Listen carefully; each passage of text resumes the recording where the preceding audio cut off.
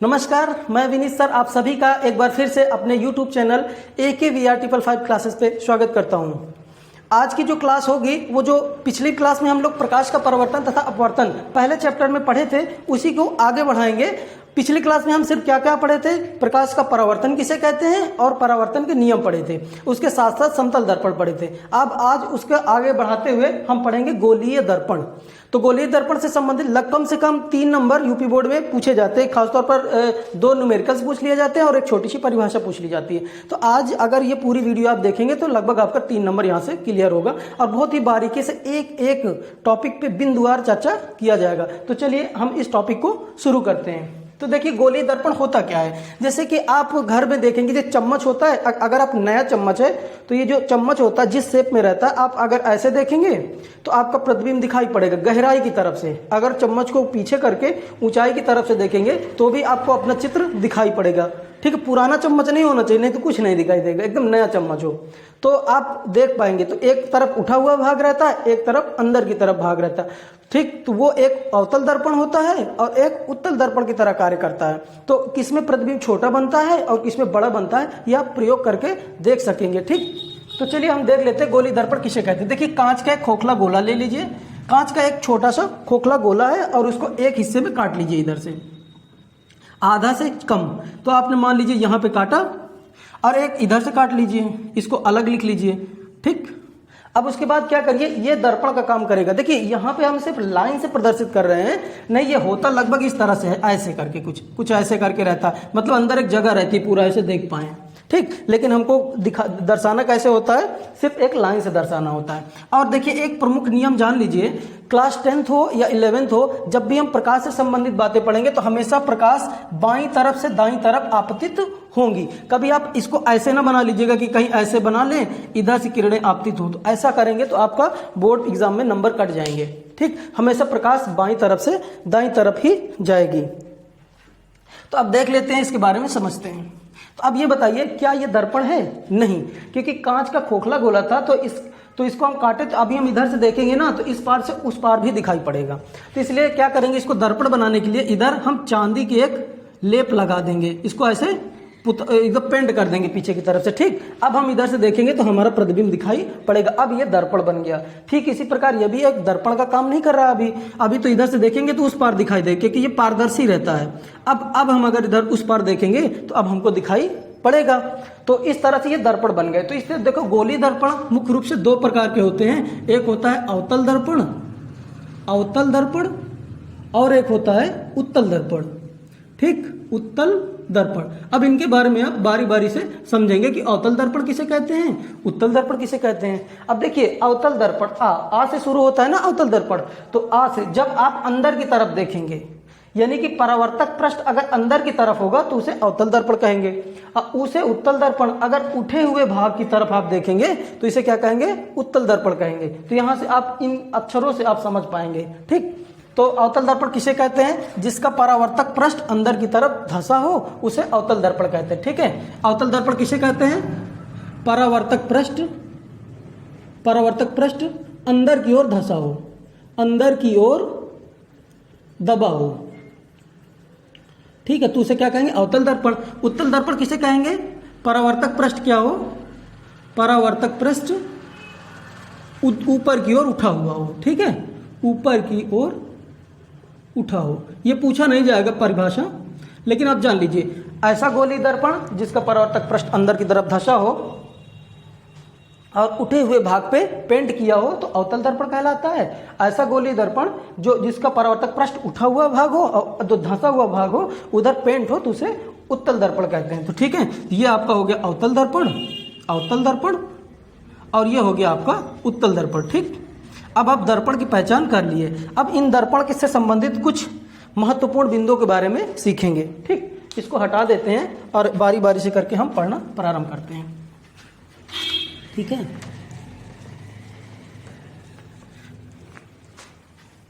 सीखिएगा। दर्पण से संबंधित महत्वपूर्ण बिंदु अब आज देख लीजिए, एक एक चीज पढ़ लीजिए, आपको दोबारा कहीं भी किसी भी क्लास में नहीं पढ़ना पड़ेगा। ठीक है, देख लीजिए इसमें महत्वपूर्ण बिंदु में क्या होगा। सबसे पहले जानिए दर्पण का ध्रुव किसे कहते हैं। गोलीय दर्पण का ध्रुव, ध्रुव को किसे लिखते हैं, पी से लिखते हैं। एक एक चीज समझिएगा, तभी आप क्या जान पाएंगे कि हमको क्वेश्चन न्यूमेरिकल्स तभी आप पाएंगे। आप अगर पी नहीं जान पाएंगे तो दिक्कत होगी। दर्पण का ध्रुव किसे कहते हैं। देखिए, एक आप गोलीय दर्पण बनाइए, चाहे अवतल दर्पण ले लीजिए चाहे उत्तल दर्पण। ये आपका हो गया अवतल दर्पण, ये हो गया आपका उत्तल दर्पण। ध्यान से समझिएगा, ठीक है। ये आपका अवतल है, ये आपका उत्तल दर्पण है। ठीक है, उत्तल दर्पण। अब आप समझिएगा, दर्पण का ध्रुव किसे कहते हैं। किसी गोलीय दर्पण का जो मध्य बिंदु होता है, ठीक है, उसे दर्पण का ध्रुव कहते हैं। इसे पी से लिखते हैं। दर्पण का ध्रुव किसे कहेंगे, किसी भी गोलीय दर्पण के मध्य बिंदु को दर्पण का ध्रुव कहते हैं। यहां पे भी देख लीजिए, उत्तल दर्पण, ये गोलीय दर्पण का ध्रुव हो गया। समझ में आ गया, ध्रुव किसे कहेंगे, गोलीय दर्पण का मध्य बिंदु दर्पण का ध्रुव कहलाता है। ठीक है, अब देखिए वक्रता केंद्र किसे कहेंगे। ठीक है, वक्रता केंद्र, वक्रता केंद्र किसे कहेंगे, इसे सी से प्रदर्शित करेंगे। किसको किससे प्रदर्शित करेंगे, एक एक चीज आप सीखते चले जाइएगा। ठीक है, अच्छा, ये जो गोलीय दर्पण बने किससे थे, अभी हम क्या सीखे थे, कोई कांच का खोखला गोला था, उसी से कुछ हिस्से काट करके इधर हम दर्पण का निर्माण कर लिए थे। अब इसका केंद्र बिंदु क्या रहा होगा, ये रहा होगा। इसका जो केंद्र बिंदु होगा वही, उसी को क्या कहते हैं, दर्पण का वक्रता केंद्र कहते हैं। तो इसका मतलब ये गोला जब से काटा गया था खोखले गोले से, तो कहीं ना कहीं इसका वृत्त ऐसा गोला रहा होगा। तो इसका केंद्र बिंदु कहाँ पे आएगा, यहाँ पे। यही वक्रता केंद्र है, इसे सी से लिखा जाता है। ठीक है, ये गोला उधर जा रहा है, तो इसका मतलब ये इसका वक्रता केंद्र कहाँ होगा, लगभग यहाँ पे होगा। ठीक, इसे क्या कहेंगे, वक्रता केंद्र कहेंगे। अब हम देखिए इसको हटा देते हैं यहाँ से, समझिएगा ध्यान से। ठीक, नाम से तो आप परिचित हो चुके हैं, तो इसका नाम दे देते, जैसे एम डैश, यहां पे लिख लीजिए एम डैश। तो गोलीय तो वक्रता केंद्र किसे कहेंगे, तो आप परिभाषा क्या लिखेंगे, अगर आ जाए वक्रता केंद्र की परिभाषा दे दीजिए, तो आप लिखेंगे किसी खोखले गोले का केंद्र बिंदु जो दर्पण का भाग होता है वो क्या होता है, वक्रता केंद्र कहलाता है। अब देखिए वक्रता केंद्र आप समझ चुके हैं। अब देखिए क्या, मुख्य अक्ष, या फिर तीसरे नंबर पर लिख लीजिए वक्रता त्रिज्या किसे कहेंगे, वक्रता त्रिज्या किसे कहेंगे। वक्रता त्रिज्या को हमेशा कैपिटल आर से लिखते हैं। किस चीज को किससे डिनोट करते हैं, ये चीज आप सीखते रहिएगा। वक्रता त्रिज्या को किससे लिखते हैं, कैपिटल आर से लिखते हैं। ठीक है, अब थोड़ा सा इसके बारे में समझते हैं।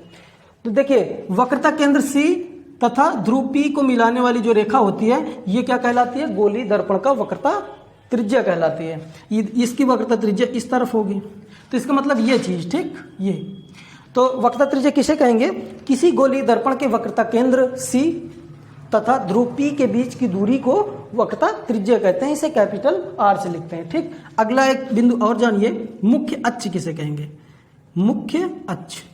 एक एक चीज सीखते चले जाइए। ठीक है, मुख्य अक्ष किसे कहेंगे, मुख्य अक्ष देखिए वक्रता केंद्र सी और पी को मिलाने वाली जो सीधी रेखा इधर गुजरती चली जाएगी, उसे क्या कहेंगे, मुख्य अक्ष कहेंगे। जैसे ये यहां से ऐसे निकालते चले जाएंगे, इसे कहेंगे। जब ये गोले को पार कर जाएगी तो अनंत की स्थिति आ जाएगी। ठीक, तो इसी तरह हम क्या करेंगे, इसको यहां से हटा करके आप समझते हैं। दर्पण का ध्रुव पी तथा वक्रता केंद्र सी से गुजरने वाली सीधी रेखा क्या कहलाती है, मुख्य अक्ष कहलाती है। इसी को क्या कहेंगे, मुख्य अक्ष। ठीक, इसका मुख्य अक्ष उधर की तरफ रहेगा, ये वक्रता केंद्र सी से गुजरने वाली सीधा आगे ऐसे चली जाएगी, तो इसे क्या कहेंगे, मुख्य अक्ष कहेंगे। ठीक, ये आप मुख्य अक्ष समझ लिए। अब देखिए क्या सीखा जाए, 5वें नंबर पे मुख्य फोकस किसे कहेंगे। इसकी परिभाषा कभी कभी पूछ लेते हैं। मुख्य फोकस, मुख्य फोकस किसे कहेंगे, आप इस मुख्य फोकस को कैपिटल एफ से लिखते हैं। ठीक है, अब आप इसको समझिएगा। मुख्य फोकस और फोकस दूरी की परिभाषा यहां से 1 नंबर की पूछ ली जाती है, अक्सर पूछी जाती है। देख लीजिए मुख्य फोकस किसे कहते हैं। अब आप समझ लीजिए एक नए सिरे से, इसको यहां से हटाकर तब आपको समझाते हैं। देखिए ध्यान दीजिएगा, आप क्या सीख चुके हैं, दर्पण का ध्रुव पी सीख लिए हैं, वक्रता केंद्र सी सीख लिए हैं। तो देखिए ध्यान दीजिएगा, मुख्य अक्ष के समांतर, ये मुख्य अक्ष है आपका, मुख्य अक्ष के समांतर आपतित किरण, आने वाली किरण आपतित किरण होती है, तो ये टकरा करके ऐसे चली जाएगी। ठीक, परावर्तित होकर ऐसे आई। उसके बाद क्या हुआ, एक किरण और ले लीजिए, मान लीजिए किरण ये आई, समांतर ये भी है, आने के बाद ये भी ऐसे टकरा करके चली जाएगी। तो देखिए यहां मिली आकर मुख्य अक्ष पे। अगर नीचे से कोई किरण आएगी, लेकिन होनी चाहिए समांतर, समांतर आएगी तो फिर ये टकरा करके यहीं से गुजरेगी, चाहे एक किरण और आपतित हो जाए फिर भी वो यहीं से गुजरेगी। तो यानी कि मुख्य अक्ष के समांतर आने वाली समस्त किरणें परावर्तन के पश्चात मुख्य अक्ष पर जिस बिंदु पर मिलती हैं उसे क्या कहते हैं, दर्पण का मुख्य फोकस कहते हैं। तो अब ठीक है, तो इसका मतलब क्या हुआ, मुख्य अक्ष के समांतर आने वाली किरण टकराने के बाद परावर्तित होकर जिस बिंदु पर मिलती है उसे क्या कहेंगे, दर्पण का मुख्य फोकस कहते हैं। ठीक, अब इसमें देखिए अगर ये वाला दर्पण है तो ये प्रकाश की किरण आपतित होगी, देखिए इसके समांतर ही आई है, उस पार तो जाएगी नहीं क्योंकि उधर तो कोटिंग है, ठीक है, पेंट किया गया, तो ये परावर्तन होने के बाद इधर को आएगी। तो हम क्या करेंगे, फिर ये जो परावर्तित किरण है इसको ऐसे ऐसे डट डट डट डट मिलाएंगे तो यहाँ पे एफ आ जाएगा। ये इधर भी अगर कोई किरण आएगी तो परावर्तन के पश्चात ऐसे जाएगी तो लगभग यहाँ मिलती नजर आएगी। तो ये वास्तविक फोकस होता है। अवतल दर्पण, ध्यान दीजिएगा, ये कभी कभी पूछता है बहुविकल्पी में, अवतल दर्पण का फोकस ठीक है वास्तविक होता है। क्या होता है, वास्तविक इसलिए होता है क्योंकि वास्तव में किरण आकर के मुख्य अक्ष पे मिली है, ये मिली नहीं है बल्कि मिलती हुई प्रतीत हो गई, इसलिए क्या हो जाएगा, ये आभासी फोकस होता है। क्या होता है, आभासी फोकस होता है, इसको दिमाग में रखिएगा। ठीक, अच्छा इसकी परिभाषा पूछी जाएगी तो आप बना लेंगे। इसकी परिभाषा क्या होगी, मुख्य अक्ष के समांतर आपतित प्रकाश की किरण परावर्तन के पश्चात मुख्य अक्ष को जिस बिंदु पर काटती है उसे क्या कहते हैं, दर्पण का मुख्य फोकस कहते हैं। आप इसको अपनी कॉपी से या बुक से, जो भी स्कूल में लिखाया गया या फिर बुक से अच्छे से पढ़ के आप इसको याद कर लीजिएगा। ठीक है, हम इसको यहाँ से इसको हटाते हैं। ठीक, आगे एक बिंदु और सीखते हैं। मुख्य फोकस की परिभाषा आप याद जरूर कर लीजिएगा। ठीक है, और एक आएगा फोकस दूरी। फोकस दूरी को भी आपको परिभाषा याद करना पड़ेगा। फोकस दूरी को स्मॉल एफ से लिखते हैं। किससे, स्मॉल एफ। फोकस दूरी को किससे लिखेंगे, स्मॉल एफ से लिखते हैं। थोड़ा हम देख लेते हैं कि कहाँ तक दिखाई पड़ रहा है नीचे, क्योंकि स्टूडियो में हम आज अकेले हैं तो अभी तो काफी दिखाई देगा। देख लीजिए, तो फोकस दूरी किसे कहेंगे, मुख्य फोकस एफ और ध्रुव पी के बीच की दूरी को क्या कहते हैं, फोकस दूरी कहते हैं। ठीक है, इसको स्मॉल एफ से लिखते हैं। किससे, स्मॉल एफ से। दर्पण का ध्रुव पी मुख्य फोकस एफ के बीच की दूरी को फोकस दूरी कहते हैं। ठीक है, आपको समझ में आ गया होगा। ठीक, तो फोकस दूरी किसे कहेंगे, मुख्य फोकस एफ और दर्पण के ध्रुव पी के बीच की दूरी को फोकस दूरी कहते हैं। तो आपको समझ में आया, तो इसको मिटा करके हम एक बार में इकट्ठा समझाते हैं। ठीक, एक एक करके समझाते चले जाएंगे। आप अच्छे से समझ लीजिए, तब आपको देखिएगा कैसे न्यूमेरिकल्स नहीं आएंगे, 100% आएंगे, बहुत गजब तरीके से आएंगे। ठीक है, एक बार आप समझ के तो देखिए। तो देखिए इसमें क्या है, जैसे हमने क्या दिया था, सबसे पहले सीखे थे दर्पण का ध्रुव पी, हमने पी बना लिया। वक्रता केंद्र सी जानना था तो सी सेंटर पे होता है, इसको भी हमने पी कर लिया, सी यहाँ पे आ गया, इतना सीख लिए थे। वक्रता त्रिज्या आर, सी से पी के जो बीच की दूरी होगी उसे वक्रता त्रिज्या कहते हैं, इसे कैपिटल आर से लिखते हैं। ठीक, उसके बाद मुख्य अक्ष किसे कहते हैं, इसी को आगे लंबी दूरी तक बढ़ाते चले जाएंगे तो इसे मुख्य अक्ष कहेंगे। ये वक्रता त्रिज्या हो गई आर। ठीक, और इसको भी आगे बढ़ा लेंगे तो मुख्य अक्ष हो जाएगा। उसके बाद मुख्य फोकस किसे कहते हैं, तो हमने सीखा था जब मुख्य अक्ष के समांतर कोई किरण आती है तो परावर्तन के पश्चात, देखिए लाइट कट गई, थोड़ा एक सेकंड रुकना पड़ेगा आपको।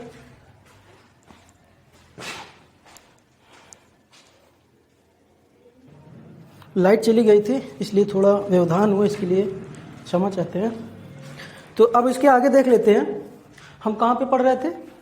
हाँ, तो ये वक्रता त्रिज्या हो गई, तो वक्रता त्रिज्या हम लोग सीख लिए थे। अब देखिए मुख्य अक्ष क्या था कि यही पी और सी से सीधा गुजरने वाली जो रेखा होगी वो क्या है, मुख्य अक्ष। अब हम समझना है हमें फोकस दूरी क्या होगी। ठीक है, मुख्य फोकस तो हम पढ़ लिए थे, अच्छा मुख्य फोकस नहीं पढ़े थे। मुख्य फोकस क्या होता है, अब ये समझें। देखिए किसी भी गोलीय दर्पण में वक्रता केंद्र सी तथा ध्रुव पी के मध्य बिंदु को मुख्य फोकस कहते हैं। हमेशा बीचों बीच होता है, इसको याद रखिएगा। ठीक, यहां पे भी है, बीचों बीच होगा। इसका मतलब आपने क्या सीखा कि अगर यहां पे वक्रता त्रिज्या अगर 10 है तो यहां से यहां तक के बीच की दूरी 5 होगी। अगर ये 50 सेंटीमीटर है तो यहां से यहां तक कितना होगा, 25 सेंटीमीटर होगी। अगर ये 100 सेंटीमीटर है तो ये 50 सेंटीमीटर होगी। इसी प्रकार यहां पे देख लीजिए, ध्रुव पी वक्रता केंद्र सी के बीच की जो ये वक्रता त्रिज्या है, अगर 200 सेंटीमीटर है तो ध्रुव पी और फोकस के बीच की दूरी 100 सेंटीमीटर होगी, आधी। तो आप समझिए यहाँ पे फोकस दूरी किसे कहते हैं। फोकस दूरी किसे कहते हैं, मुख्य फोकस F और ध्रुव P के बीच की दूरी को फोकस दूरी कहते हैं। अब आप यहाँ पे एक संबंध तो आप पा चुके हैं, एक फार्मूला कि small f equal to capital R upon 2 होता है, ये सीख गए। क्योंकि जो वक्रता त्रिज्या होती है उसी की आधी क्या होती है, फोकस दूरी होती है। तो ये f equal to R upon 2 एक फार्मूला होता है, इसके बारे में हम आगे चर्चा करेंगे। और हमको क्या सीखना है, बस इतनी चीजें जाननी थी, हम लोग जान लिए। अब हम आगे चल के आगे बढ़ते हैं। तो उम्मीद करते हैं आपको इतनी सारी चीजें आपको जरूर क्लियर हुई होगी। ये जितनी बिंदु कि दर्पण का ध्रुव कहाँ होता है, वक्रता केंद्र क्या होता है, वक्रता त्रिज्या क्या होती है, मुख्य अक्ष क्या होता है, मुख्य फोकस और फोकस दूरी। अब देखिए गोली दर्पण में हम समझेंगे प्रतिबिंबों का बनना। ध्यान दीजिएगा, प्रतिबिंब का बनना। तो देखिए कि गोली दर्पण में प्रतिबिंब कैसे बनते हैं, समझ लीजिए। पहले बातों को समझिएगा, उसके बाद जैसे मान लीजिए ये गोली दर्पण है, मान लीजिए अवतल दर्पण, ठीक। अब अवतल दर्पण में हम सब सीख लिए थे कि ये ध्रुव P हो गया, ये वक्रता केंद्र C हो गया, इसके बीचों बीच मुख्य फोकस F हो गया, और ये अनंत की स्थिति आ गई। इतनी सारी चीजें आप सीख लिए, ठीक है। इसी प्रकार उत्तल दर्पण में जान लीजिए। तो देखिए कभी व्यक्ति इधर नहीं होगा, प्रतिबिंब इधर नहीं बनेगा, मतलब हम व्यक्ति हमेशा इधर खड़ा होगा, याद रखिएगा। प्रतिबिंब किधर, वो व्यक्ति जो होगा हमेशा बाईं तरफ आएगा और बाईं तरफ से ही प्रकाश आपतित होती है। इसको आगे कर लीजिए। देखिए ये ध्रुव P हो गया, क्योंकि गोलाई उधर की तरफ है तो वक्रता केंद्र से यहां होगा, इसके बीच को बीच मुख्य फोकस ये होगा, ठीक। अब देखिए जो प्रतिबिंब बनने के जो नियम होते हैं पहले उनको समझेंगे, उसके बाद हम जानेंगे कि कैसे प्रतिबिंब बनते हैं। तो सबसे पहले सीख लीजिए क्या, जैसे व्यक्ति यहाँ पे खड़ा है तो बताइए प्रतिबिंब कैसा बनेगा उसका। तो देखिए जब व्यक्ति यहाँ पे खड़ा है तो ये कहाँ पे खड़ा है, अनंत पे खड़ा है। उसके बाद व्यक्ति कहाँ खड़ा होगा, यहाँ पे। नियम रहता है अनंत से बाद से लगा करके C तक के बीच की दूरी को क्या कहते हैं, अनंत और वक्रता केंद्र C के मध्य, ठीक है। उसके बाद फिर व्यक्ति यहाँ खड़ा होगा, फिर यहाँ खड़ा होगा, ये फिक्स है, ठीक, यहाँ पे। तो इन इसके आधार पर प्रतिबिंब कहीं छोटा बनेगा, कहीं बड़ा बनेगा, कहीं उल्टा बनेगा, कहीं सीधा, यही पेपर में पूछा जाता है। तो इसके बारे में जानना है, और ये रटने की चीज नहीं है, सिर्फ समझने की चीज है। तो इसके बारे में समझने से पहले हम देख लेते हैं कि प्रतिबिंब बनने के नियम क्या क्या होते हैं, ठीक। प्रतिबिंब बनने के नियम, ठीक है। गोलीय, समझिएगा एकदम अच्छे समझ लीजिए। गोलीय दर्पण में प्रतिबिंब बनने के नियम, प्रतिबिंब बनने के नियम, बनने के नियम, ठीक। ये नियम कुल कितने होते हैं, 4 होते हैं। इन चारों नियम को जान लीजिए, आराम से आप सब कुछ अच्छे से समझ पाएंगे। देखिए प्रथम नियम क्या है, समझिएगा, ध्यान दीजिएगा। प्रथम नियम ये कहता है कि अगर मुख्य अक्ष के समांतर कोई किरण आएगी, ध्यान दीजिएगा, मुख्य अक्ष के समांतर, जैसे मान लीजिए P हो गया, ये आपका C हो गया और ये F हो गया। मुख्य अक्ष की जो भी किरण समांतर आएगी वो फोकस से होकर गुजरेगी, ये फिक्स हो गया। मुख्य अक्ष के समांतर आने वाली किरण मुख्य फोकस से होकर गुजरती है, ये प्रथम नियम हो गया, ठीक है। अब देख लीजिए द्वितीय नियम क्या होगा। द्वितीय नियम अब ये दोनों के लिए लागू होगा। अगर उत्तल दर्पण होगा, समझ लीजिए, इसको हटा देते हैं उधर से, तो ताकि समझने में हमको दिक्कत ना हो। इसके बारे में जानकारी हो ही चुकी थी हमें, ठीक। जैसे उत्तल दर्पण हमने यहाँ पे बना लिया। अब देख लीजिए ये आपका ध्रुव P है, ये इधर आपका F है, ये मुख्य फोकस F हो गया और वक्रता केंद्र C यहाँ पे हो गया। देखिए मुख्य अक्ष के समांतर आने वाली किरण कहाँ से होकर गुजरेगी, फोकस से। तो ये वाली किरण तो इधर चली जाएगी, लेकिन परावर्तित किरण जो है वो कहीं ना कहीं फोकस के ही सम्मुख आएगी। तो दोनों में नियम सेम रहेगा, ठीक। दूसरा नियम क्या है, अगर कोई किरण, आपतित किरण, ध्यान दीजिएगा, अगर आपतित किरण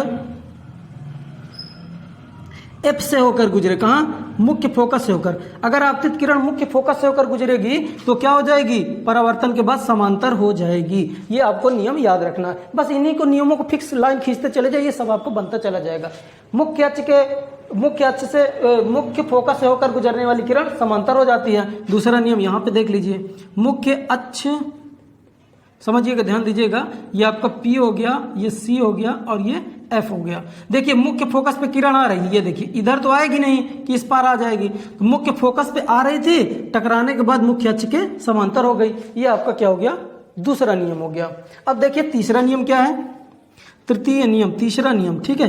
तीसरा नियम जो होगा उसको भी समझ लिया जाए। तीसरा नियम जो होगा इसको समझा जाए, देख लेते हैं पहले। ये नीचे दिखाई पड़ रहा है कि नहीं दिखाई पड़ रहा? तृतीय नियम, हाँ आप तृतीय नियम आराम से देख पाएंगे। तो देखिए जो तीसरा नियम है ये क्या बताएगा, ध्यान दीजिएगा। ये P है और ये F है और ये C है।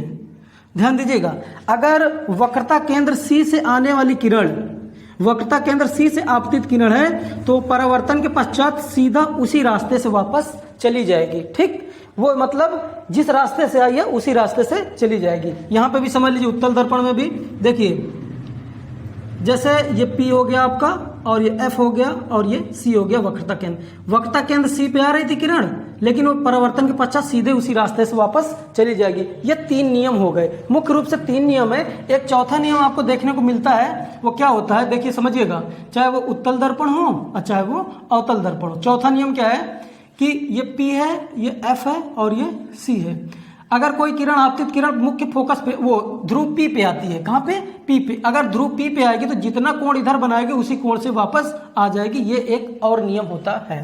तो इसको एक और समझ लीजिए, चौथे नियम में क्या, ये ध्रुव P है, मुख्य फोकस F है तथा वक्रता केंद्र C है। देखिए मुख्य फोकस पे आने वाली किरण जितने कोण पे आएगी उसी कोण पे वो वापस चली जाएगी। आप ये समझ गए होंगे। ठीक, तो देखिए यहाँ पर क्या कॉन्सेप्ट है समझिएगा ध्यान से। जैसे हमने समतल दर्पण पढ़ाया था आपको, ठीक है, तो इधर से कोई किरण आती थी, आने आपतित किरण, तो परावर्तित किरण इधर से जाती थी। ये आपका क्या था, अभिलंब था, याद है जब? ठीक है, अब देखिए अगर कोई किरण मान लीजिए ऐसे ही आए 90 डिग्री पे, ऐसे किरण आएगी तो टकराने के बाद ऐसे ही सीधा वापस जाएगी। इसका मतलब 90 अंश पे कोई किरण आएगी तो यहीं आपतित किरण भी होगी, यहीं पे परावर्तित किरण भी होगी, यहीं पे अभिलंब भी होगा। ठीक, अगर आप 90 डिग्री कोई किरण ऐसे सीधी आ रही तो उसी रास्ते से वापस जाएगी। कहने का मतलब आपतन कोण भी 0 होगा, परावर्तन कोण भी 0 होगा। होगा कि नहीं होगा? तो कभी कभी पूछा भी जाता है कि यदि समकोण पर आपतित किरण आ रही है तो बताइए आपतन कोण कितना होगा। तब उस समय उसी रास्ते से आना जाना रहता है तो आपतन कोण परावर्तन कोण 0 हो जाता है।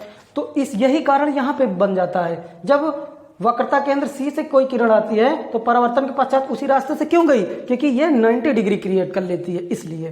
ठीक, इस बात को समझाना था, हम आपको समझा दिए। अब देखिए इन चारों नियमों का प्रयोग करेंगे और धीरे धीरे हम प्रतिबिंबों को सीखते चले जाएंगे। बहुत मजा आएगी, देखिएगा अभी फिर सूत्र कैसे बनेंगे। ठीक, इसको यहां से हटाते हैं और आपको देखिए बारी बारी से कितने मजेदार समझाएंगे। अवतल दर्पण द्वारा, ध्यान दीजिएगा, अवतल, सबसे पहले अवतल ही पढ़ लेते हैं।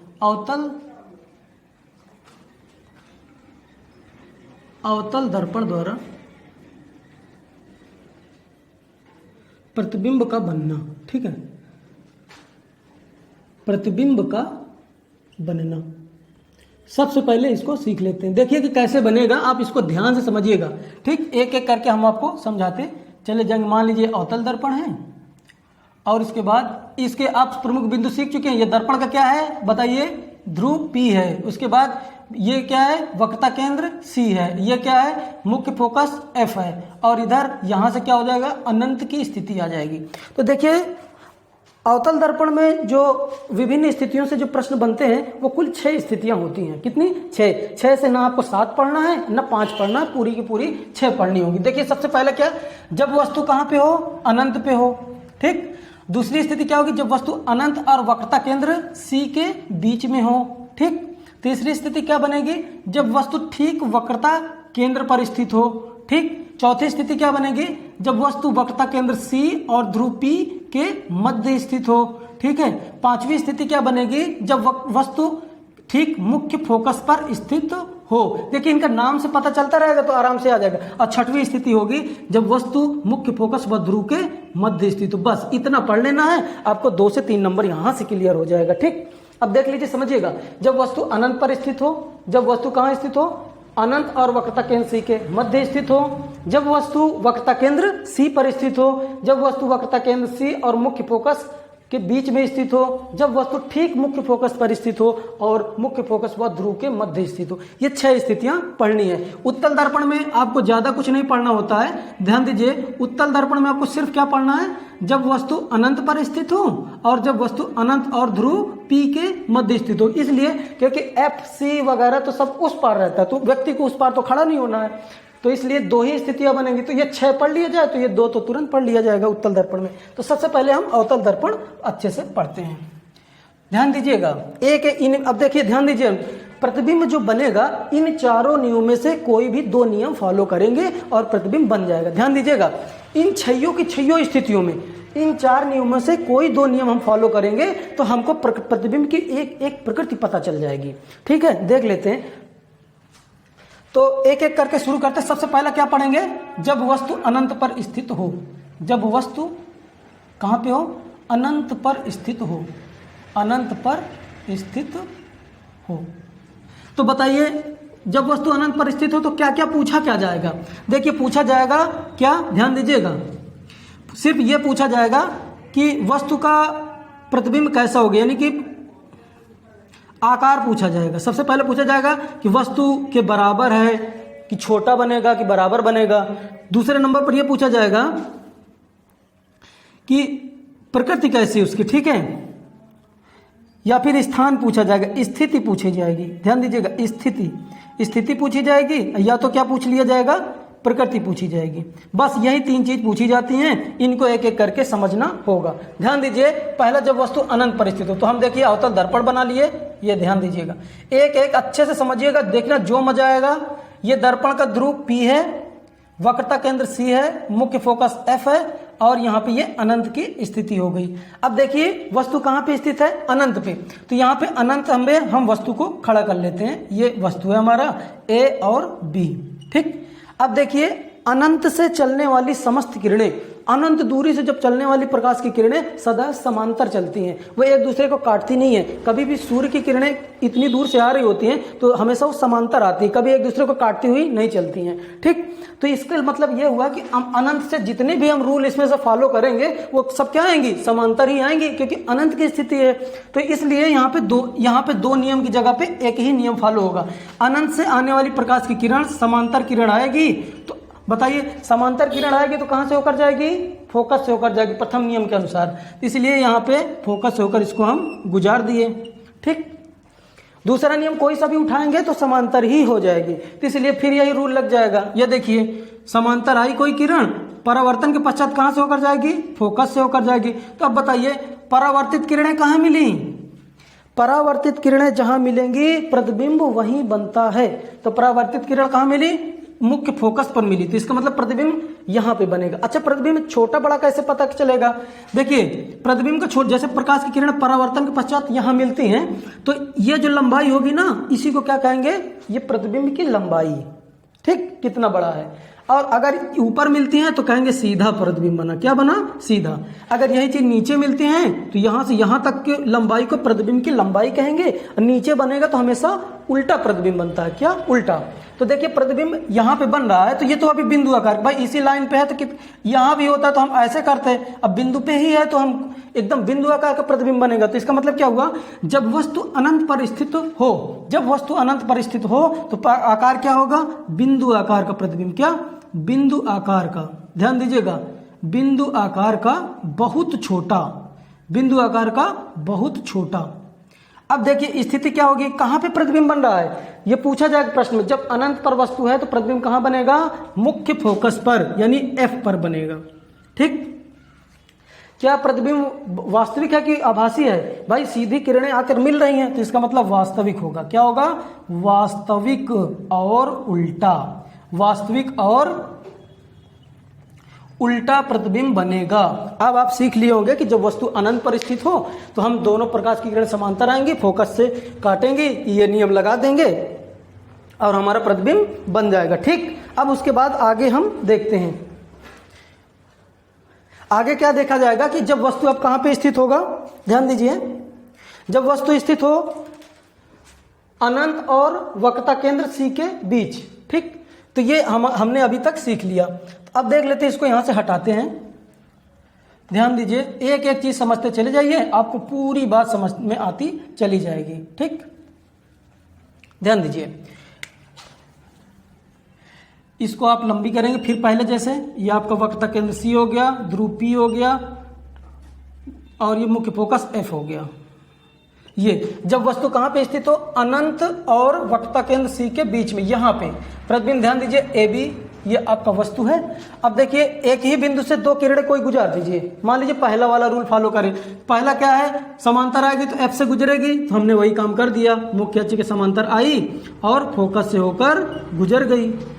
अब इसमें से कोई भी दो नियम और उठा लीजिए, एक नियम कोई और उठा लीजिए, क्योंकि दो ही नियम की जरूरत पड़ती है, एक तो हमने फॉलो कर लिया, दूसरा चलो ये वाला ले लेते हैं। अगर फोकस से किरण जाएगी तो क्या हो जाएगी, समांतर होगी, फोकस से आने वाली किरण समांतर हो जाती है। तो ये चीज यहाँ पे कर लिया जाए, देख लेते हैं, फोकस से गुजारा जाए, फोकस से आपतित किरण, फोकस से आपतित किरण मुख्य अक्ष के समांतर जाएगी।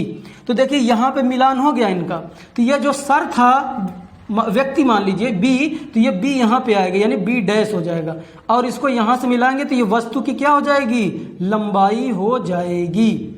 ठीक है, ये ए डैश हो गया। तो इसका मतलब प्रतिबिंब कहां बना, मुख्य अक्ष के नीचे, इसका मतलब प्रतिबिंब उल्टा हो गया। तो आप समझ लीजिए, तो आकार कैसा होगा, जब वस्तु अनंत और वक्रता केंद्र सी के मध्य हो, तो यहां पे इसको लिख देते हैं, जब वस्तु अनंत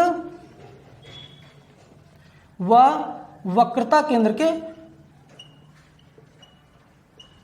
मध्य स्थित हो। ठीक है, मध्य हो, ये आपका दूसरा नियम चल रहा है। तो देख लीजिए कहां प्रतिबिंब बना, यहां पे बना, मुख्य अक्ष के समांतर आई तो फोकस से गुजरी, और यहां पे फोकस से आई तो समांतर हो गई, तो ये प्रतिबिंब बना। तो यहां पे हम इसको सही करते हैं, आकार कैसे बना, वस्तु से छोटा, वस्तु से छोटा बना।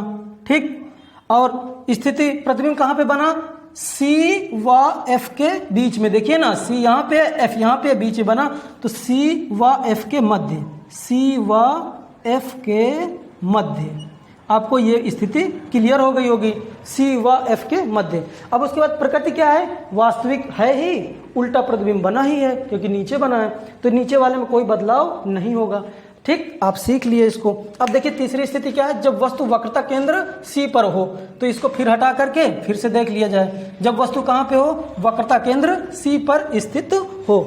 थोड़ा और बड़ा बनाने की कोशिश करते हैं, जब वस्तु वक्रता केंद्र सी पर स्थित हो तो कैसे बनेगा, एम डैश, ये आपका दर्पण हो गया, गोली दर्पण, और ये ध्रुव पी हो गया, ये आपका एफ हो गया, और ये आपका सी हो गया, ये अनंत हो गया। जब वस्तु कहां पे खड़ा हो, वक्रता केंद्र सी पर, तो जब वस्तु कहां पे हो, वक्रता केंद्र सी पर स्थित हो, वक्रता केंद्र सी पर हो। अब देख लेते हैं कहां प्रतिबिंब बनेगा। तो देखिए इनमें से कोई फिर दो नियम लगाइए, पहला ही दूसरा लगा लीजिए। मुख्य अक्ष के समांतर आपतित किरण कहां से जाएगी, फोकस से होकर जाएगी, चुपचाप फोकस इसको हम गुजार देंगे। ठीक, उसके बाद क्या है, और इसको थोड़ा तिरछी हो गई, मुख्य फोकस होकर गुजरेगी। ठीक, उसके बाद देखिए अगर यहां से फोकस से होकर गुजरेगी, दूसरा नियम, तो समांतर हो जाएगी। चलिए उसको देख लेते हैं, ये देखिए फोकस होकर गुजरेगी तो कहां से गुजरेगी, समांतर हो जाएगी। तो देखो इधर से परावर्तित किरण ये वाली, परावर्तित किरण ये वाली यहां पे मिली, तो अब देखिए इसका मतलब जो यहाँ पे ए और बी जो व्यक्ति है, ये बी यहां पे बनेगा, बी डैश, इसको ऐसे ऐसे मिलाएंगे तो ये उसकी क्या हो जाएगी, प्रतिबिंब हो जाएगा। क्या हो जाएगा, प्रतिबिंब हो जाएगा। तो इसका मतलब प्रतिबिंब कहां बना, जब व्यक्ति सी पे खड़ा है तो प्रतिबिंब भी सी पर ही बना है। तो हमको यहां चीज सीख लीजिएगा हमेशा कि जब वक्रता केंद्र पर वस्तु स्थित हो तो उसका प्रतिबिंब वक्रता केंद्र पर ही बनता है। याद मत करिएगा, इसमें से तुरंत बना के सी पर व्यक्ति को स्थित करके इनमें से दो नियम फॉलो कर लीजिएगा। आराम से आप कॉपी पे बार बार बनाइए, आपका बार बार यही प्रतिबिंब बनेगा। आपको याद करने की जरूरत नहीं, मुझे भी याद नहीं है, सिर्फ जैसे जैसे हम बनाते हैं हमको पता चलता चला जाता है। ठीक है, तो यहाँ पे देखिए आकार क्या होगा, वस्तु के बराबर। अब यहाँ पे आकार क्या बनेगा, वस्तु के बराबर। यही बार बार तीन प्रश्न पूछा जाएगा, वस्तु के बराबर। प्रतिबिंब का आकार वस्तु के बराबर होगा। स्थिति कहां बनी, सी पर। वस्तु सी पर स्थित है तो स्थिति कहां है वस्तु की, सी पर ही बनेगा। और बाकी वास्तविक तथा उल्टा तो है ही, क्योंकि वास्तव में किरणें मिली हैं और नीचे मिली हैं मुख्य अक्ष के, तो उल्टा तो है ही। ठीक है, तो आपको ये भी स्थिति क्लियर हुई। अब देखिए, जब वस्तु वक्रता केंद्र C व मुख्य फोकस F के मध्य स्थित हो, तब देखिए क्या होता है। एक चीज और जान लेते हैं, ठीक है, एक एक करके सीखते चले जा रहे हैं। ठीक,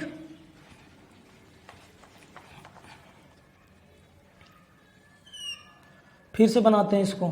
अवतल दर्पण, आपको ये आ गया होगा। मुख्य ध्रुव P है, मुख्य फोकस F है, C है और ये अनंत है। अब तीसरी स्थिति है, तो तीसरी स्थिति को लिख लिया जाए। ठीक है, तीसरी नहीं चौथी, 1 2 3 हो चुका। चौथी स्थिति, जब वस्तु कहाँ पर स्थित हो, वक्रता केंद्र C और ध्रुव P के मध्य स्थित हो। तो हम यहाँ पे लिख लेते हैं, जब वस्तु C व F के मध्य स्थित हो, C व F के मध्य स्थित हो। आप इसको समझ लीजिए। अब देख लीजिए, C व F के मध्य स्थित है, तब क्या होगा, ये प्रतिबिंब है आपका, वस्तु है AB। अब यहाँ से चलने वाली किरणें, यहाँ से कोई भी 2 नियम उठा लिया जाए, तो पहला नियम तो पक्का ले लिया जाए, मुख्य अक्ष के समांतर आने वाली किरण परावर्तन के पश्चात फोकस से होकर गुजरेगी। ठीक, और उसके बाद एक नियम और कोई ले लिया जाए। इस बार देखिए, तीसरा नियम C से होकर गुजरने वाला, तो C से अगर किरण गुजारेंगे तो ये इधर चली जाएगी, C वाला तो फॉलो नहीं कर पाएगा। और देख लीजिए जाए, चौथा नियम क्या है, देखिए, चाहे यही पहले ही 2 नियम लगा लीजिए तब भी बन जाएगा। फोकस से होकर गुजरेगी किरण, ध्यान दीजिएगा, देखिए फोकस से होकर किरण गुजरेगी तो ये मुख्य अक्ष के समांतर आएगी। दूसरा नियम, तो देखिए प्रतिबिंब कहाँ बनेगा, यहाँ पे। चाहे ऐसे फॉलो कर लीजिए, चाहे आपकी मर्जी हो, कोई दूसरा भी लगा सकते हैं। देखिए PFC रटने वाली चीज नहीं है, फोकस से आएगी, यहाँ पे व्यक्ति कहाँ था, यहाँ पे था, फोकस से आएगी, वो समांतर आएगी तो फोकस से गुजरेगी। ठीक है, अगर कोण यहाँ से आती है आई बनाते हुए, चौथा नियम लगाते हैं। ठीक है, जितने कोण से आएगी उतने ही कोण से गुजरेगी, तो इसका मतलब ये कोण इधर से आती हुई जाएगी तो भी ये यहाँ पे मिलेगी, दोनों नियम सेम लगेंगे। तो इसमें का मतलब यही हुआ कि कोई जरूरी नहीं है कि हम जो 2 किरणें गुजारें आप भी वही 2 किरणों का प्रयोग करें, इन 4 नियमों से कोई भी 2 का प्रयोग कर सकते हैं। ठीक, तो यह प्रतिबिंब कहाँ बना, यहाँ देखिए, वस्तु इतना छोटा है, अब प्रतिबिंब इतना बड़ा है। ठीक, B' और B, तो इसका मतलब क्या हुआ, इसका मतलब हुआ प्रतिबिंब क्या बना, बड़ा बना। तो वस्तु से बड़ा प्रतिबिंब बनेगा, वस्तु से बड़ा प्रतिबिंब बनेगा। और स्थिति कहाँ पे बना, C के पीछे। C के पीछे की जगह क्या कहलाती है, C के पीछे की जगह कहलाती है अनंत और वक्रता केंद्र के मध्य। तो इसको लिख लेते हैं, C के पीछे बना तो अनंत व वक्रता केंद्र के मध्य, वक्रता केंद्र के मध्य। ठीक है, अनंत व वक्रता केंद्र के मध्य प्रतिबिंब बनता है। तो अब बाकी प्रकृति तो क्या है, वास्तविक तथा उल्टा है ही, क्योंकि नीचे बना है, वास्तव में प्रतिबिंब किरणें मिल भी रही हैं। तो इस तरह से चौथा नियम हो गया। अब पांचवा क्या है, जब वस्तु कहाँ पे हो, मुख्य फोकस पर हो। इसको रट लीजिएगा 6 के 6 हो। ठीक है, जब वस्तु कहाँ पे हो, मुख्य फोकस पर स्थित हो। देख लीजिए, इनको भी हटा देते हैं क्योंकि बार बार ये 2 तो चेंज हो ही रहे हैं। ठीक है, जब वस्तु अब कहाँ पे स्थित हो, मुख्य फोकस पर स्थित हो, तो इसको भी चेक कर लेते हैं। ये आपका क्या हुआ, गोली दर्पण, अवतल दर्पण हुआ, ये हो गया P, ये हो गया आपका F, ये हो गया C, और उसके बाद ये अनंत की स्थिति आ गई। अब वस्तु कहाँ पे स्थित है, मुख्य फोकस पे। ध्यान दीजिएगा, जब वस्तु मुख्य फोकस पर स्थित हो तब देखिए प्रतिबिंब कहाँ बनेगा। फिर कोई 2 नियम लीजिए आप। मुख्य फोकस पर आने वाली किरण, मुख्य फोकस से आने वाली किरण फोकस से होकर गुजरेगी, फोकस से होकर गुजरेगी। ठीक, और अगर हम इस बार दूसरा ना लें, कोई दूसरा नियम लगाया जाए यार, बार बार वही, चलो चौथा लगा देते हैं। ठीक, चौथा नियम लगाते हैं। अगर कोण I जितना डिग्री बनेगा, कोण R पर उतने ही डिग्री पे आएगा। तो इसका मतलब क्या हुआ कि अगर हम यहां से कोई किरण आपतित करते हैं ध्रुव पे, मान लीजिए एंगल I है, तो यहाँ पे एंगल R बनाते हुए किरण जाएगी, एंगल R बनाते हुए। और ये जब ऐसे जाएगी तो याद रखिए, एंगल R बनाते हुए जाएगी तो ये क्या हो जाएंगी, मुख्य अक्ष के समांतर हो जाएंगी। समझ में आई बात। तो मुख्य अक्ष के अब समांतर किरणें कहाँ पे मिलती हैं जाके? समांतर किरणें आपने पढ़ा होगा, समांतर किरणें कभी मिलती नहीं है, वो अनंत पे जाके मिलती हैं। तो इसका मतलब क्या हुआ, ये किरणें जाकर कहाँ मिलेंगी? अनंत पे जाके मिलेंगी। और इधर भी अनंत है, तो ये अनंत की में प्रतिबिंब कितना बड़ा बन जाएगा? बहुत बड़ा प्रतिबिंब बनेगा, बहुत बड़ा प्रतिबिंब बनेगा। तो इसका मतलब क्या हुआ, वस्तु का आकार क्या होगा? अत्यधिक बड़ा, अत्यधिक बड़ा, बहुत बड़ा बनेगा। ठीक है, हाईली इनलार्ज्ड कहते हैं इंग्लिश में। स्थिति कहाँ पे प्रतिबिंब बनेगा? तो हमको पता चल गया अनंत पे मिलेगी, तो ये बनेगा कहाँ पे? अनंत पर बनेगा। कहाँ पे? अनंत पर। बाकी वास्तविक तथा उल्टा प्रतिबिंब तो है ही। तो इसका मतलब ये आप ये समझ लिए होंगे कि अवतल दर्पण में प्रतिबिंब कैसा बनेगा? वास्तविक तथा उल्टा होता है। अब ये छठवां जो स्थिति है ना भाई, ये छठवीं स्थिति तो बहुत लाजवाब है और यही पेपर में सबसे ज्यादा पूछी जाती है। ठीक, अब देख लेते हैं छठवीं स्थिति। आपको समझ में आ गया होगा, उम्मीद करते हैं। देखिए, रटने की जरूरत नहीं है, कोई भी 2 नियम उठा के रख दीजिए, तुरंत बन जाएगा। देख लीजिए, ये आपका M डैश आपका गोली दर्पण है, इसको बना लीजिएगा। ठीक है, दर्पण का ध्रुव P है, मुख्य फोकस F है, वक्रता केंद्र C है और ये अनंत की स्थिति है। ध्रुव अंतिम है, ध्रुव P और वक्रता के वो मुख्य फोकस F के मध्य है। ये आपका A B आपका वस्तु है। अब देख लीजिए यहाँ पे कैसे प्रतिबिंब बनेगा। 2 नियम लगाइए। पहला नियम तो कॉमन ले लीजिए, कोई दिक्कत नहीं। बार बार मुख्य अक्ष के समांतर आने वाली किरण कहाँ जाएगी? फोकस से होकर गुजरेगी। ठीक, अब हमने तीसरा नियम नहीं लिया एक बार अभी, चलो तीसरा ना लेते हैं, हालांकि तीसरे से भी आ जाएगा। ठीक, तीसरे से भी आएगा, हम बार बार इसको ले लेते, चौथा ही नियम लगाते हैं। ठीक, अब देखिए यहाँ पे अगर कोई किरण यहाँ पे आती है आई पे, ठीक है, तो ये उस वही कोण बनाते हुए चली जाएगी इधर आर। ठीक, अब देखिए मुख्य अक्ष के समांतर आने वाली किरण फोकस से होकर गुजरी और जो P पे आई, ध्रुव P पे, वो जितने कोण से इधर आई थी आपतित हुई थी, उसी कोण से परावर्तित होकर वापस चली गई। ठीक, तो इसका मतलब आप क्या सीख लिए? इसका मतलब आपको समझ में ये आया कि ये किरण इधर जा रही है, ये किरण इधर परावर्तित होकर जा रही है, ये मिलेंगे ही नहीं। अब भाई जब तक किरण मिलेंगी नहीं, प्रतिबिंब बनेगा नहीं। तो ये तो इधर नहीं मिल रही, चलो हम पीछे कल्पना करेंगे। तो अगर हम इस किरण को ऐसे ऐसे ऐसे ऐसे ऐसे, ऐसे परावर्तित किरण को ले जाएं तो कहीं ना कहीं यहाँ मिलती नजर आएंगी। अब हम इसको मुख्य अक्ष को बढ़ाना पड़ेगा हमको। ये प्रतिबिंब बन गया। देखिए B यहाँ पे था, B डैश, ए यहाँ पे था, ए डैश। इसका मतलब प्रतिबिंब कैसा बन गया? सीधा बन गया। पहली बार प्रतिबिंब सीधा बना अवतल दर्पण में। तो इसका मतलब क्या बनेगा? आकार क्या हो जाएगा? वस्तु से तो बड़ा है, वस्तु से बड़ा, वस्तु से बड़ा प्रतिबिंब बनेगा। ठीक है, और स्थिति क्या हुआ? कहाँ पे बनी? स्थिति कहाँ है? दर्पण के पीछे। ठीक है, दर्पण के पीछे। और इस बार पहली बार ये बदल जाएगा। प्रतिबिंब इस बार वास्तविक नहीं है, क्योंकि वास्तव में किरणें परावर्तन के पश्चात नहीं मिली हैं। इस बार ये आभासी प्रतिबिंब बनेगा। क्या बनेगा? आभासी। वास्तविक हटा देते हैं, प्रतिबिंब क्या बनेगा? आभासी बनेगा। और उल्टा भी नहीं है, इस बार प्रतिबिंब ऊपर की ही ओर बना, जिधर इंसान खड़ा हुआ है। इसका मतलब प्रतिबिंब क्या बनेगा? सीधा प्रतिबिंब बनेगा। इसलिए ये इंपॉर्टेंट हो जाता है, क्योंकि इसमें सीधा और आभासी प्रतिबिंब बनता है। तो उम्मीद करते हैं आपको ये प्रतिबिंब अवतल दर्पण के अंतर्गत 6 प्रकार आपको बहुत अच्छे से क्लियर हो गया होगा। अब देख लेते हैं उत्तल दर्पण द्वारा प्रतिबिंब का बनना। ठीक,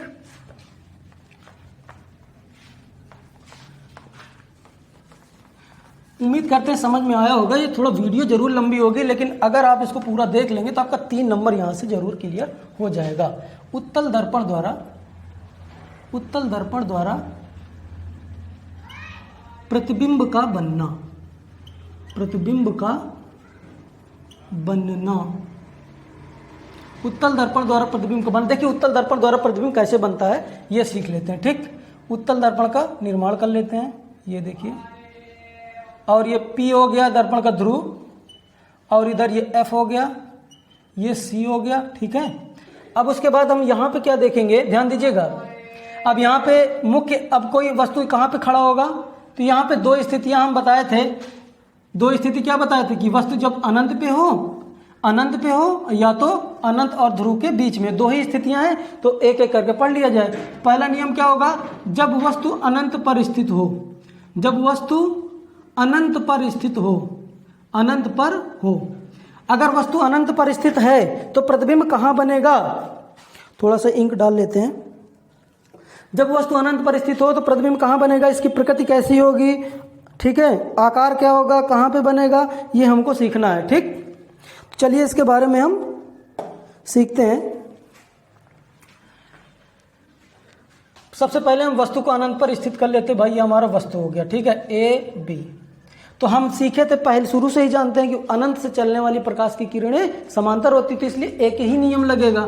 चलिए इसको नीचे तक कर लेते हैं। प्रकाश की किरण आपतित हुई, परावर्तन के पश्चात समांतर प्रकाश की किरण कहाँ से गुजरेगी? फोकस से। मुख्य अक्ष के समांतर आपतित हुई है तो इसको गुजरना तो फोकस से चाहिए, तो ये फोकस से तो नहीं गुजरेगी, इधर को जाएगी। ठीक, अब इधर देखिए, इधर से अगर कोई प्रकाश की किरण आएगी, ये सीधी आई, अब परावर्तन के पश्चात इसे जाना तो फोकस की तरफ चाहिए, लेकिन ये उधर जाएगी, उस पार तो जा नहीं पाएगी क्योंकि उधर तो लेपन है। तो प्रतिबिंब कहाँ बना? मुख्य फोकस पर ही प्रतिबिंब बना। तो इसका मतलब क्या है? आकार वस्तु का कैसा हो जाएगा? जब उत्तल दर्पण में प्रतिबिंब अनंत पर स्थित हो तो आकार किस तरह, कितना आकार होगा वस्तु का? बिंदु आकार का, बिंदु आकार का होगा। ठीक, और दर्पण के पीछे नहीं बनेगा। प्रतिबिंब स्थिति कहाँ होगी? मुख्य फोकस पर। कहाँ पे? मुख्य फोकस पर प्रतिबिंब बनेगा। प्रतिबिंब क्या प्रकृति क्या हो जाएगा? आभासी तथा सीधा बनेगा। ये सही है, इसके लिए क्या है? ये सही है। ठीक, अब देख लेते हैं आगे। ठीक, थोड़ा सा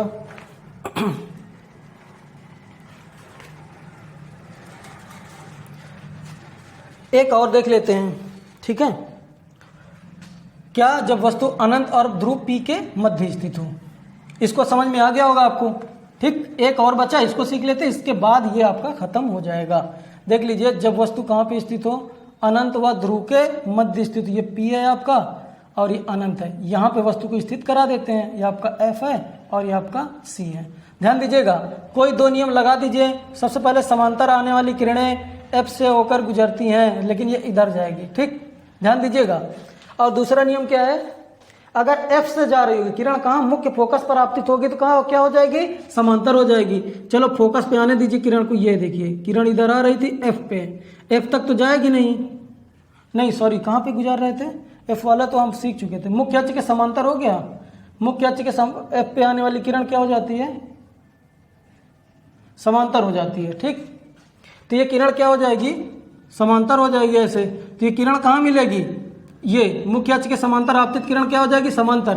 तो समांतर किरण इधर चली गई, तो जब ये इधर को जा रही है तो इसको हम बैक करेंगे तो कहाँ मिलती नजर आएगी? यहाँ पे मिलती नजर आएगी, तो प्रतिबिंब यहाँ बन जाएगा। तो इसका मतलब प्रतिबिंब की स्थिति कैसे बनी? आकार क्या होगा? वस्तु से छोटा बनेगा, वस्तु से छोटा। ठीक है, देखने से पता चल रहा कि वस्तु इतना बड़ा है, यानी कि ए बी यहाँ पे है तो बी डैश और ए डैश यहाँ पे है। तो प्रतिबिंब कहाँ पे बना है? P और F के मध्य। P व यानी दर्पण के ध्रुव P व मुख्य फोकस F के मध्य। ठीक, समझ में आ गया होगा। और देखिए कैसे बना? आभासी है और सीधा है, ये फॉलो कर रहा है, आभासी व सीधा। इसका मतलब आभासी व सीधा उत्तल दर्पण में प्रतिबिंब बनता है और अवतल दर्पण की जो छठवीं स्थिति थी वो इसको फॉलो करेगी। ठीक, इस तरह से आप सीख लिए कि प्रतिबिंब कैसे बनते हैं। और ये तीन स्थितियों आपको बार बार पूछी जाती है। इन छः उसकी और 2 इसकी 8 स्थितियों में से कोई भी पूछ लेगा। आपको ये चारों नियम याद रखने होंगे। यही मेन है कि समांतर आपतित किरण फोकस से गुजरेगी, फोकस से आने वाली किरण समांतर हो जाएगी, सी से गुजरने वाली किरण तुरंत उसी रास्ते सी से वापस आ जाएगी, और जिस कोण से ध्रुव पी पे कोई किरण आपतित होगी तो परावर्तन के पश्चात उसी परावर्तित कोण के साथ गुजर जाएगी। तो आप ये चीज़ सीख लिए थे। अब आप अभी तक क्या सीख लिए हैं? उम्मीद करते हैं आपको बहुत बढ़िया से समझ में आया होगा। अब आप थोड़ा सा और आगे सीखेंगे। ठीक, आज हम आपको लगभग सारी चीज़ें सिखाते हुए चले जाएंगे। आज आप कल हम न्यूमेरिकल्स इसके करवा देंगे, सारे न्यूमेरिकल्स समझा देंगे। देखिए आपको कैसे नहीं आएगा न्यूमेरिकल्स। ठीक है, तो देखिए समझिएगा, ध्यान से समझिएगा। कोई भी वस्तु, जैसे मान लीजिए अवतल दर्पण है, ठीक, ये F है और ये C है और ये अनंत की स्थिति है। ठीक, तो अगर कोई वस्तु यहाँ पे खड़ा है, ठीक है, वस्तु यहाँ पे है, ये क्या है? वस्तु है। ध्यान दीजिएगा, तो वस्तु से दर्पण के बीच की जो दूरी होगी उसे हमेशा स्मॉल यू से लिखते हैं। याद रखिएगा, दर्पण से वस्तु की दूरी, दर्पण से वस्तु की दूरी, दर्पण से वस्तु की दूरी किससे लिखा जाएगा? स्मॉल यू से। मान लीजिए प्रतिबिंब कहीं इधर बना, यहाँ पे मान लीजिए, तो ये प्रतिबिंब हो गया। प्रतिबिंब से दर्पण की दूरी को स्मॉल वी से लिखते हैं, ठीक है। दर्पण से प्रतिबिंब की दूरी, प्रतिबिंब की दूरी, दर्पण से प्रतिबिंब की दूरी किससे लिखेंगे? स्मॉल वी से लिखते हैं, ठीक। और सीखिए, यह चीज तो आपको पता है कि दर्पण वक्रता केंद्र C और ध्रुव P के बीच की दूरी को क्या कहते हैं? वक्रता त्रिज्या कहते हैं, ठीक है। वक्रता त्रिज्या जो होगी उसे किससे लिखेंगे? वक्रता त्रिज्या को कैपिटल R से लिखते हैं, यह भी आपको पता है। और देखिए, मुख्य फोकस F और ध्रुव P के बीच की जो दूरी होती है उसको किससे लिखते हैं? स्मॉल f से लिखते हैं, ठीक है। वक्रता नहीं, फोकस दूरी, फोकस दूरी को किससे लिखेंगे?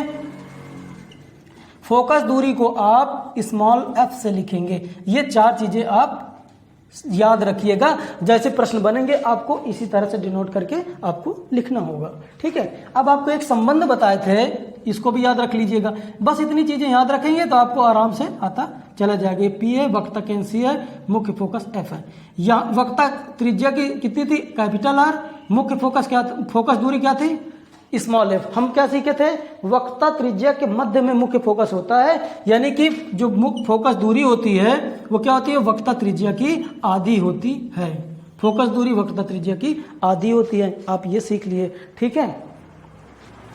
तो इससे संबंधित कल जो प्रश्न होंगे, सबसे पहले हम कल क्या सीखेंगे कि हम देखेंगे कि किसको माइनस में लेना है, किसको प्लस में लिखना जाता है, क्योंकि अवतल और उत्तल दर्पण में ऋणात्मक चिन्हों का ध्यान में रखा जाता है। उसके बाद न्यूमेरिकल सॉल्व किए जाएंगे, ठीक है। इससे संबंधित अगर और भी कुछ बातें बतानी रह गई हों तो हम बता दें।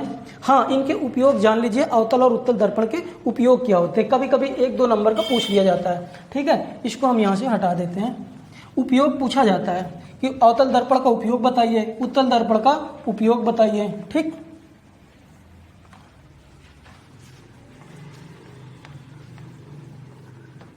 कल सीधा न्यूमेरिकल्स पे ही करवाएंगे, क्योंकि आज हम सारा चैप्टर एकदम कंप्लीट कर दे रहे हैं, ठीक है। थोड़ा थोड़ा और पढ़ लीजिए। रेखीय आवर्धन बता देते हैं। रेखीय आवर्धन, जल्दी से, वीडियो बड़ी जरूर हो जाएगी लेकिन आप समझेंगे पूरा कंप्लीट हो जाएगा। रेखीय आवर्धन किसे कहते हैं? देखिए, मान लीजिए ये वस्तु है 5, ठीक, 5 वस्तु को, ये 5 सेंटीमीटर की है। अब प्रतिबिंब उसकी कितनी बड़ी बन गई?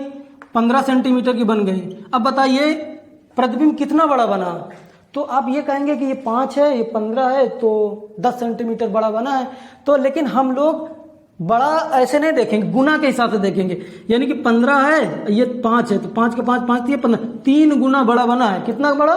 3 गुना। गुना में हम देखेंगे कितना बड़ा बना है, हम लंबाई में ये नहीं देखेंगे कितना सेंटीमीटर बड़ा, कितना सेंटीमीटर छोटा। इसी को रेखीय आवर्धन कहते हैं। रेखीय आवर्धन का मतलब ये हुआ प्रतिबिंब कितना गुना बड़ा है या फिर कितना गुना छोटा है, इसी को रेखीय आवर्धन कहते हैं। तो रेखीय आवर्धन किसे कहते हैं? प्रतिबिंब की लंबाई, ध्यान दीजिएगा, प्रतिबिंब की लंबाई, प्रतिबिंब की लंबाई h डैश व वस्तु की लंबाई, वस्तु की लंबाई, वस्तु की लंबाई को किससे लिखा जाए? h से। के अनुपात को रेखीय आवर्धन कहते हैं। रेखीय आवर्धन कहते हैं। ये पेपर में बहुत बार पूछा है, बहुत इंपॉर्टेंट है, इसको याद रखिएगा। तो रेखीय आवर्धन, रेखीय आवर्धन, रेखीय आवर्धन को स्मॉल f m से लिखते हैं, ठीक है। m से इसलिए लिखते हैं क्योंकि आवर्धन को मैग्निफिकेशन कहते हैं। क्या? मैग्निफिकेशन। तो समझ लीजिएगा, m इक्वल टू क्या होता है? प्रतिबिंब की ऊंचाई अपॉन h। प्रतिबिंब, ध्यान दीजिएगा, प्रतिबिंब, प्रतिबिंब की ऊंचाई, प्रतिबिंब की ऊंचाई बटे वस्तु की ऊंचाई, वस्तु की ऊंचाई या लंबाई, ठीक है।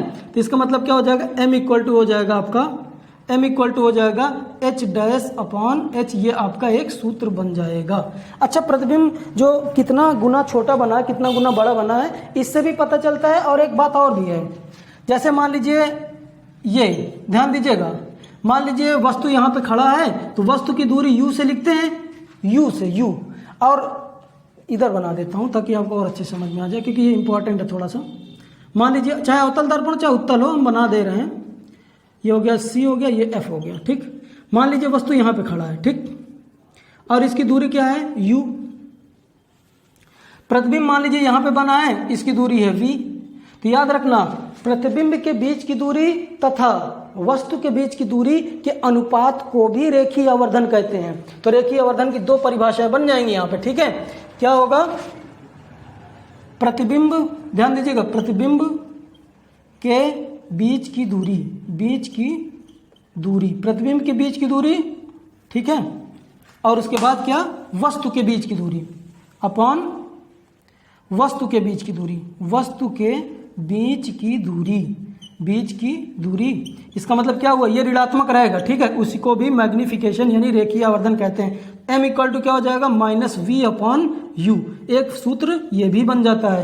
तो देखिए m इक्वल टू ये भी होता है, m इक्वल टू ये भी होता है। तो इसका मतलब हम लिख सकते हैं m equal to H dash, यानी प्रतिबिंब की ऊंचाई अपान वस्तु की ऊंचाई, या फिर प्रतिबिंब के बीच की दूरी वस्तु के बीच की दूरी। एक सूत्र ये हो गया। तो ये इसे रेखीय आवर्धन कहते हैं, ठीक। तो रेखीय आवर्धन आपको समझा दिए हैं, इसको अच्छे से पढ़ लीजिएगा, बुक से भी पढ़ लीजिएगा, एकदम से रटा होना चाहिए, ठीक है, क्योंकि ये प्रश्न में कई बार पूछा गया, ठीक है। चलिए अब हम कुछ चीजें सीख लेते हैं। देखिए हम लोग जो जो सीखे हैं आज हम कंप्लीट गोली दर्पण पढ़ लिए। 1/f equal to 1/v plus 1/u। ये क्या होता है, दर्पण का सूत्र होता है। क्या होता है, दर्पण का सूत्र। दर्पण का सूत्र, चाहे ये अवतल दर्पण हो चाहे उत्तल दर्पण, ठीक। इन वी यू वी हम सब बता दिए थे। स्मॉल f इक्वल टू क्या होता है, कैपिटल R/2, ये भी सीख लिए थे, ठीक। और क्या सीख लिए हैं, आवर्धन सीख लिए थे। आवर्धन का जो काय गुना छोटा बड़ा बना, m equal to h dash upon h सीख लिए हैं, या फिर m equal to minus v upon u सीख लिए हैं। इस तरह से हम ये इतने सूत्र पढ़े हैं, इन्हीं सूत्रों से प्रश्न बनेंगे। अब देखिए गोली दर्पण के उपयोग। देखिए अवतल दर्पण उपयोग देख लीजिए, उपयोग दो उपयोग याद कर लीजिए, बहुत है। अवतल दर्पण और इधर लिख लेते हैं क्या, उत्तल दर्पण। उत्तल दर्पण ध्यान से समझ लीजिए, दर्पण से संबंधित कभी आपको समस्या नहीं आएगी। देखिए अवतल दर्पण का प्रयोग कहाँ होता है, कार, बस, वाहन, चाहे वाहन लिख लीजिए, वाहन के हेडलाइट में। हेडलाइट यानी कि आगे का जो शीशा होता है, जो आगे के जो मुख्य उसकी बत्ती होती है, उसमें इसका प्रयोग किया जाता है, ठीक है। अब सोचिए कि वहां का कैसे किया जाता होगा। देखिए कभी भी जैसे कार है या बाइक है, किसी में देखेंगे तो जो सामने वाली जो बल्ब होता है, ये हेडलाइट जो कार का, ये तो किरण सीधा जाती ही है देखने के लिए, ठीक है, यहाँ से निकलने वाली। लेकिन उसके पीछे का जो हिस्सा होता है ये चांदी से पेंट होता है, वो हमेशा अवतल दर्पण ही होता है। क्या होता है, अवतल दर्पण। इससे क्या होगा, जब किरणें यहाँ पे टकराएंगी ऐसे ऐसे जा करके, तो ये किरणें जानते हो क्या करती हैं, एक फोकस बनाएंगी यहाँ पे आके। तो यही जा करके मेन दिखाई दे, जब भी गाड़ी चलती है तो एक फोकस, एक मेन जगह इकट्ठा लाइट पड़ती है। उसका कारण ये होता है, अगर यहाँ पे आप पेंट लगा दें, कुछ बेकार कर दें, तो कुछ दिखाई नहीं देगा। तो ये फोकस बनाने का काम करता है, ठीक। ये और कहाँ पे प्रयोग होता है इसका, नाई के दुकान में। नाई के दुकान में जो भी लगा रहता है वो भी क्या है, नाई की दुकान में जो दर्पण लगा रहता है वो क्या होता है, अवतल दर्पण, थोड़ा सा झुका होता है। हम नाई की दुकान में जाएंगे तो इसलिए दाढ़ी वाड़ी बनाने में प्रयोग होता है। ये दो प्रयोग जान लीजिए। उत्तल दर्पण का प्रयोग कहाँ होता है, साइड मिरर के रूप में। साइड मिरर, अच्छा साइड मिरर क्या होता है, जैसे आप बाइक जाते हैं तो बगल में जो दिखता है, या फिर कार में जो बगल में पीछे देखने के लिए जो लगा रहता है ना दर्पण, वो क्या होता है, उत्तल दर्पण होता है। वो उठा हुआ होता है, क्योंकि उत्तल दर्पण उठा होता है। उत्तल दर्पण की खासियत ये होती है कि वो कम जगह में ढेर सारी चीज दिखा देगा। आप देखेंगे कार में जब जा रहे होंगे, पीछे आप देखेंगे तो आपको ये वाली लेन पूरी कार दिखाई देगी रोड की, वो वाली लेन जितने भी कार बस जा रही सब उसी शीशे में दिखाई देता है, ठीक है। तो इसका मतलब साइड मिरर के रूप में, ठीक है। और इसका प्रयोग कहाँ होता है, दुकान में कैमरे के रूप में भी करते हैं। अच्छा दुकान, क्योंकि जब ऐसे करके कोई शीशा लगा रहता है ना, तो जैसे कोई देखेगा तो इधर वाला कमरा भी पूरा दिखाई देगा, उधर वाला। पहले जब ये नहीं चलता था ये सीसीटीवी, तब इसका प्रयोग किया जाता था। और इसका प्रयोग कहाँ किया जाता है? सड़क पे, सड़कों की लाइट पे, सड़कों की लाइट में। सड़कों की लाइट में प्रयोग क्यों किया जाता है? देखिए ध्यान दीजिएगा, अगर मान लीजिए अभी जो हम आपको उदाहरण दिए, अगर मान लीजिए ऐसे करके हम लगा देंगे तो ये जानते हैं सारी फोकस एक जगह मारेगा। जहाँ पे लगा देंगे तो सीधा उसे के घर के सामने ही फोकस मारेगा। तो जानते हैं जो इसमें लगा जाता है, जो सड़कों पे लाइट लगी रहती है, वो इस तरह लगा रहता है, इस तरह का रहता है, ठीक ऐसे करके बंद रहता है डिब्बे में, और ये सड़क में लाइट लगी रहती है। ऐसे लगने की वजह से क्या है कि जब किरणें इधर टकराती हैं तो ये किरणें ऐसे ऐसे होती हैं, ऐसे दूर भागती हैं। तो इसका मतलब क्या हुआ कि जो ये बल्ब है ऐसे रहता है अंदर, ठीक, ताकि इससे पड़ने वाली किरणें ऐसे ऐसे फैलती चली जाएं। अपने भी घर में लाइट हो, पड़ोसन के घर में भी लाइट हो, सब जगह जाए। ये सामने वाली किरणें तो निकल ही रही होती हैं। इसलिए ये हो गया अवतल दर्पण का और उत्तल दर्पण का उपयोग। आप पूरी तरह से हमने अवतल और उत्तल दर्पण पढ़ा दिया है। इन सारे सब सूत्रों को आप याद कर लीजिए। दर्पण का सूत्र होता है 1/f = 1/v + 1/u। इनको आगे पीछे कर सकते हैं, कोई दिक्कत नहीं। f small f = r/2। Focus दूरी क्या होती है? त्रिज्या की आधी होती है। आवर्धन क्या होता है? m = h' और m = -v/u। इस तरह से गोलीय दर्पण पूरी तरह से कंप्लीट कर दिए हैं। अब अगले दिन हम क्या करेंगे, कम से कम 10-15 क्वेश्चन न्यूमेरिकल सॉल्व करवा देंगे, आपको पूरी तरह से आने लग जाएगा। फिर हम क्या पढ़ेंगे? प्रकाश का अपवर्तन पढ़ना शुरू कर देंगे। आज से परावर्तन कंप्लीट कर दिए, ठीक है।